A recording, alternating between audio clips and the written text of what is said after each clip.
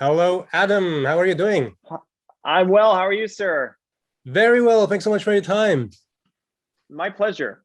So, Adam, first of all, since the whole franchise is about solving mysteries, I was wondering if you ever actually saw the film business itself as one big mystery that you were only able to solve the more and more experience you've had as an artist. Yeah, I mean, at first you struggle for 20 years trying to get into the escape room that is the business, and then you get in and you're like, how do I get out? So yeah, there's definitely some corollaries. It always seems like there's an evil organization behind it that's controlling it. So I definitely see the metaphor there you're going for. All right. And what about, because in the movie, Zoe and Ben are struggling with making people believe what happened to them.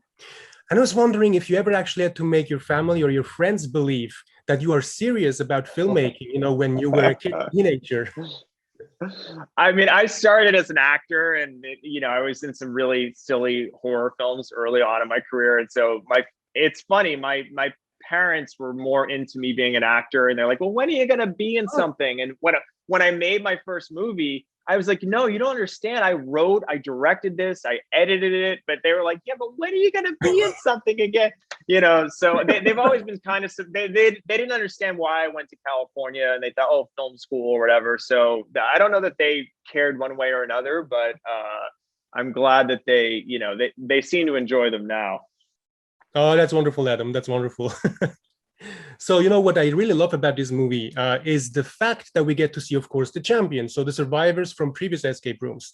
And I was wondering, because those people know what they do, they understand the clues, they understand the mysteries. I was wondering, how challenging was it to come up with puzzles that challenge the characters, but making it in a way that doesn't make us feel they're doing it for the first time?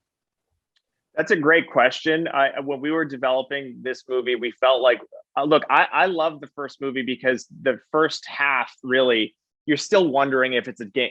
Oh, it's cool, it's dangerous. But so you got some humor in the first movie that we weren't able to do here, right? Because if you've already been through death rooms, this shit is real. They're trying to kill you. So the stakes, it's a little more serious. This movie, in terms of the puzzles themselves, that's always really challenging. I would have loved more time on the script, to be honest, because it's tricky, right? You want a visual threat, right? So it's either electricity in the train or lasers or sand that's going to kill you.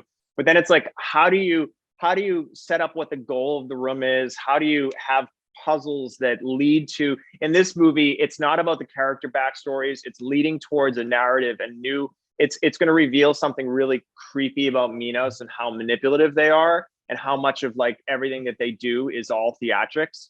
And I think that's the kind of cool aha from this movie. But yeah, the puzzles are hard. It's hard because you want them to be visual, you want the audience to be trying to follow along. At the same time, you don't want to slow it down too much so that the pacing gives up. So I think by the 10th escape room movie, maybe I'll know what I'm doing with the puzzles. But I'm still a work in progress. Awesome. And Adam, my last question to you will be like, because there's a line in the movie that goes like, if you didn't see it, it didn't happen. And I was wondering, throughout your entire career, is there something about filmmaking that you had to see first before believing it? I always start with images, when I'm writing something or if I'm pitching to direct something, I always see big images, and I try to, there's so many movies out there. So you want to give the audience a couple of things that they just haven't seen before. And a lot of that is about context, right? At the end of my first movie, The Taking of Deborah Logan, there's a woman with Alzheimer's disease whose jaw extends and swallows a little girl's head whole like a snake, right? And that's a scary image. But the movie starts as a grounded documentary about a woman who has Alzheimer's. So by the end of the movie, you're like, holy shit, did I just see what I saw?